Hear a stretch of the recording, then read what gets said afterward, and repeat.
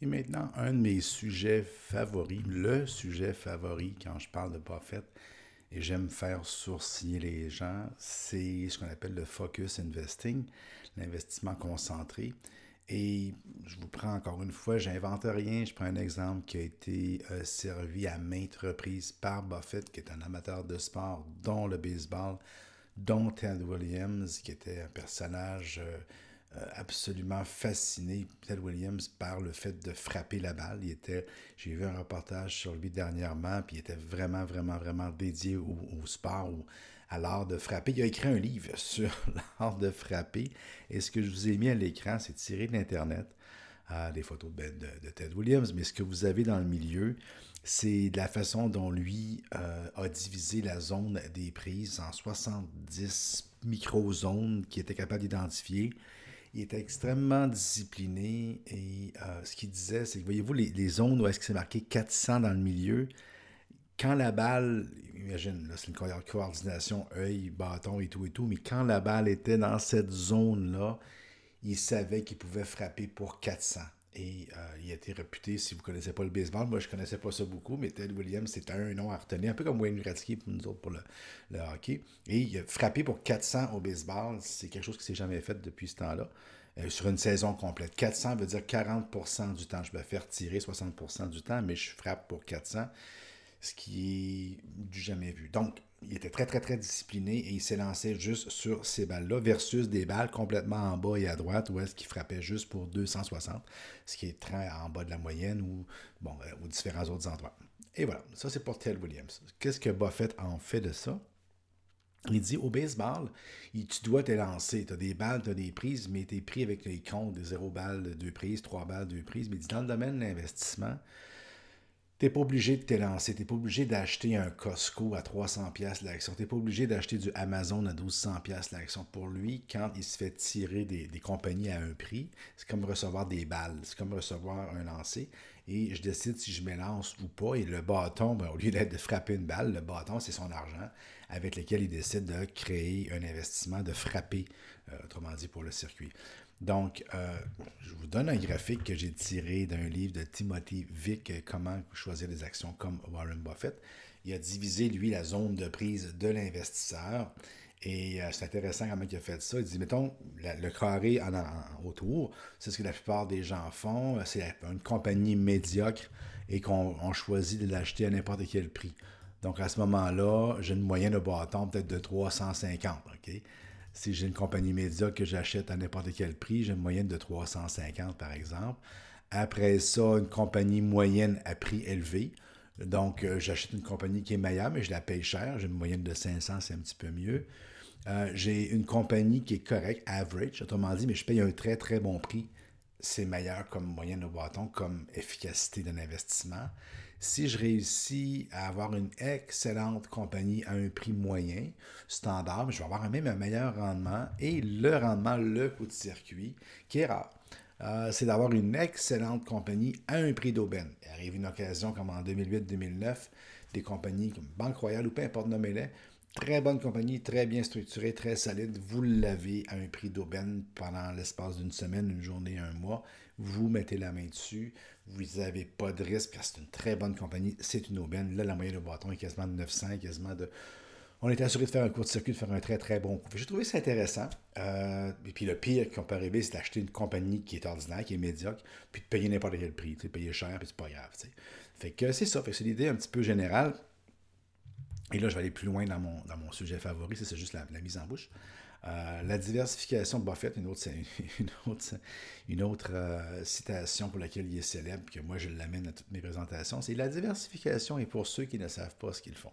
Alors tout le monde connaît un peu quand même son opinion au niveau des fonds indiciels. Il vient même de gagner un prix, 1 million de dollars. Il avait fait un gageur il y a une dizaine d'années avec quelqu'un qui était pour les hedge funds, les hedge funds aux États-Unis, et il a gagé, il dit, dans 10 ans, il dit, je prends un fonds indiciel du S&P 500, un fonds Vanguard, indiciel du S&P 500 avec peu ou pas de frais du tout, juste diversifié, puis je vais te battre.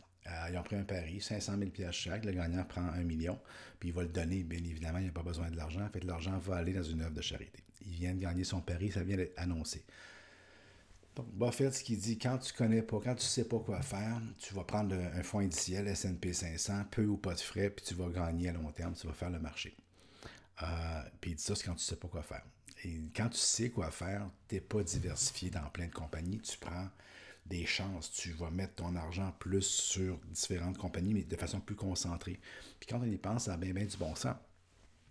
Si je suis un gestionnaire et que j'identifie que telle compagnie à tel prix, c'est vraiment, vraiment bien, mais que je mets juste 10 000 ou je mets 1 million puis je gère 1 milliard, je mais juste une grenaille d'argent comme ça ne fera pas de différence.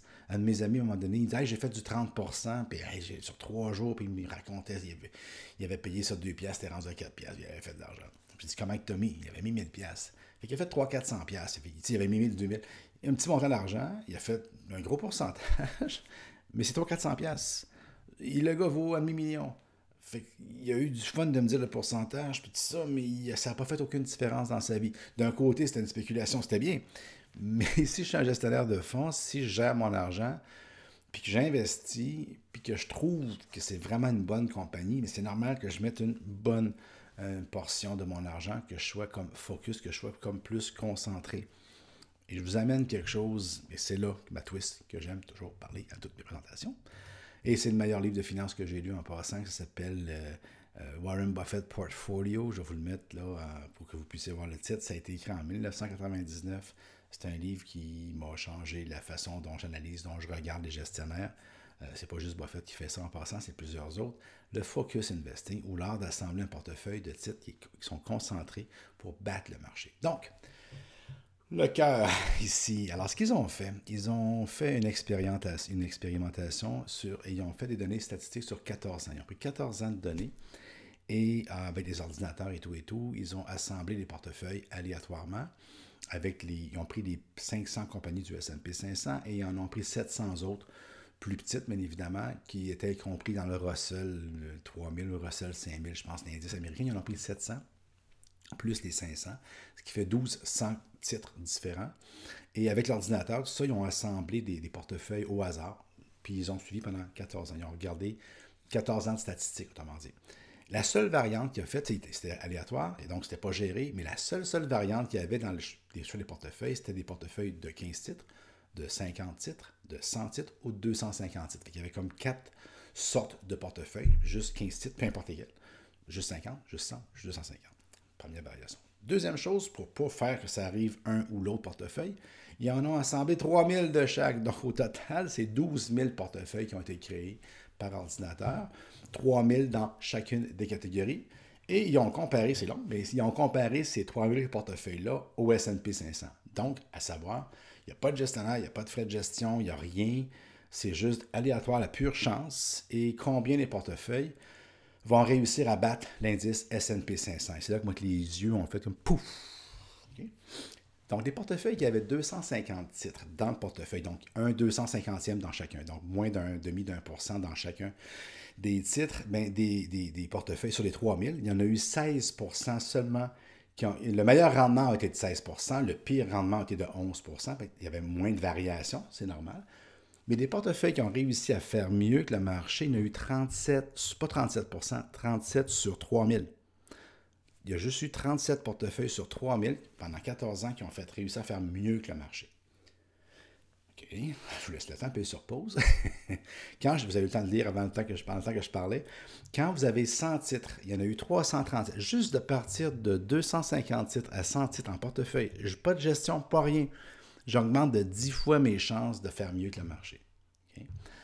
Quand je pars de 100 titres à 50 titres, je tombe à 549. Je pars de 50 titres à 15 titres, j'arrive à 808. Il n'y en a pas encore la moitié. Il n'y a pas de gestion, là, mais il n'y a pas le tiers. 808 sur 3000, pas tout à fait le tiers, qui ont fait mieux que le marché, peut-être 25%, 26, 27, 28%. Sans gestion, sans rien.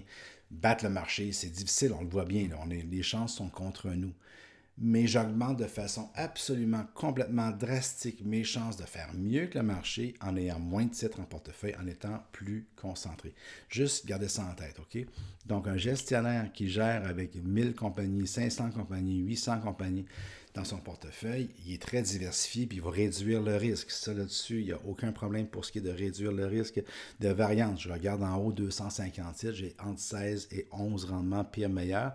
K-Steel, j'ai 26 puis 4, donc j'ai plus de cartes. Je comprends ça. Mais quand on investit dans un fonds mutuel, quand je veux aller avec un gestionnaire puis que je paye 2 puis 3 de frais de gestion, je ne vais pas faire le marché. Si je voulais faire le marché, je m'en vais dans un fonds indiciel puis c'est tout. Je n'écoute pas le discours de ce que les gens vont me dire. Je veux faire mieux que le marché ou je veux faire le marché. Si je veux faire le marché, je prends un fonds avec le minimum de frais, un fonds indiciel, puis je m'en vais avec le marché. Si je veux faire mieux, je prends des façons de le faire. Et une des façons que j'ai entendu le moins parler, mais qui est le plus efficace, c'est celle-là. Quand je suis en salle, puis que je finis mon point, les gens vont dire, oui, mais Pierre-Luc, le risque, si tu n'as pas beaucoup de titres, le risque, ça va, c'est dangereux. J'amène un exemple. Je vais aller le faire avec vous. Je vais aller vous le montrer live, OK? Donc, on est rendu dans Morningstar. Il y a un autre cours pour ça en passant. On est dans Morningstar et je vais aller chercher le Dow Jones. OK, comme indice. Alors, voici le Dow Jones. Je vais le mettre dans ma liste de travail. Après ça, je vais aller chercher le S&P 500. S&P 500 Composite en dollars US. Je le mets dans ma liste de travail. Petit cours en passant sur laboratoire. Et alors, j'ai mes deux ici. Et je vais regarder normalement, je vais vous le mettre en gros plan, je vais aller chercher, toujours le fun ça, yes.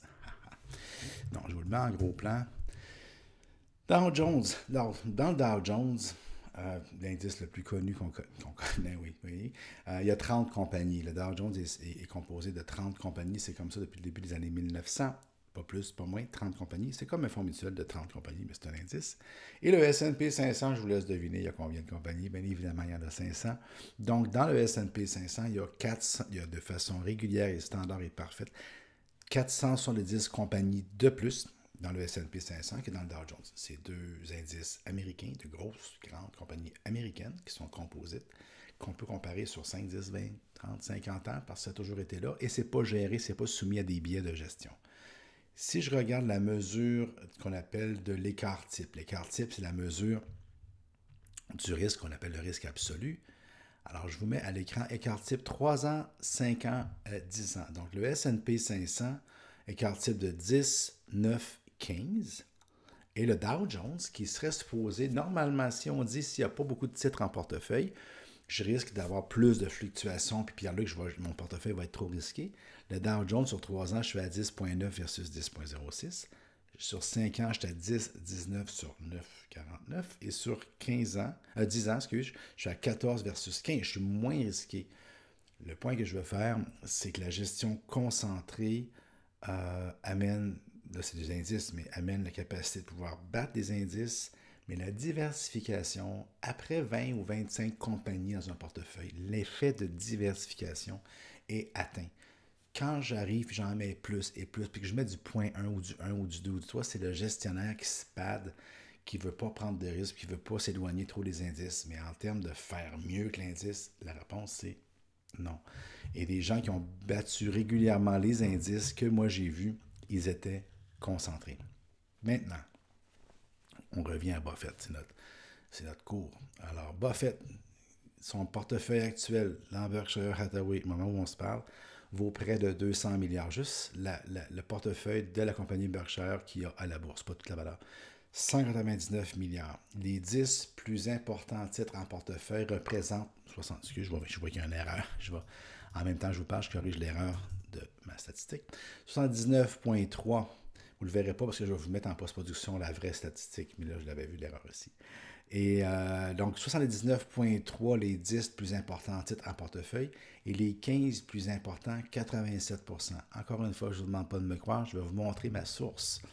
La chance que vous avez d'avoir un cours avec moi sur Internet, online, je vous donne toutes mes choses. Donc, ce que vous devez faire comme recherche, vous faites la recherche Warren Buffett portfolio et vous ajoutez cnbc.com. Je vais même vous mettre le lien, tiens.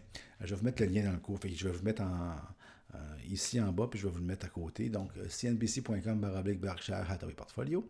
Vous avez le lien. Vous allez là-dessus. Ils vont mettre à jour régulièrement. C'est bien fait, puis ça fait 10 ans qu'ils font ça. Et là, j'ai en avant de moi le portfolio de la compagnie Berkshire Hathaway. Présentement, c'est en ordre alphabétique. Je vais vous montrer. Je le mets ici, je clique sur le Holding Value.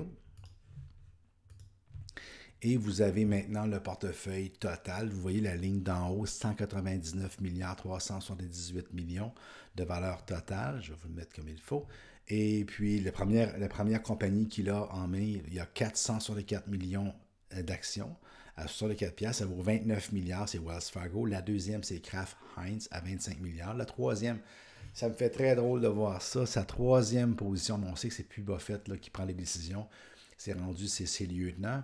La troisième position, c'est Apple à 23 milliards 930 millions. Ensuite, Bank of America, Coca-Cola à 18 milliards et je vous laisse lire la suite. Vous pourrez faire le test, vous prenez des 10 premières, vous additionnez, vous seriez supposé arriver à 158 milliards. Si vous additionnez les 15 premières, vous allez arriver à 173 milliards, ce qui représente 80 quelques %. Et ça a toujours été comme ça. Dans mon livre, j'ai reculé jusqu'en 2001, je pense, et je suis allé voir ses états financiers et il a toujours géré avec le premier 10, 15 % à 80-90 % de son portefeuille et il a, au fil des années, surperformer les indices. Donc, le focus investing, ça existe, ça fonctionne. Ça ne veut pas dire qu'il faut acheter, tout mettre en même temps dans n'importe comment, parce qu'on a des risques, mais quand vous êtes en train de regarder un gestionnaire de fonds mutuels, regardez son top 15 et regardez le pourcentage. Et quand le top 15 est en bas de 50%, c'est pas bon signe. Quand le top 15 est à 60-65%, ça veut dire que le gestionnaire a confiance dans ses choix, gère de façon assez focus, n'a pas nécessairement peur de perdre sa job et peut risquer de vous donner des meilleurs rendements.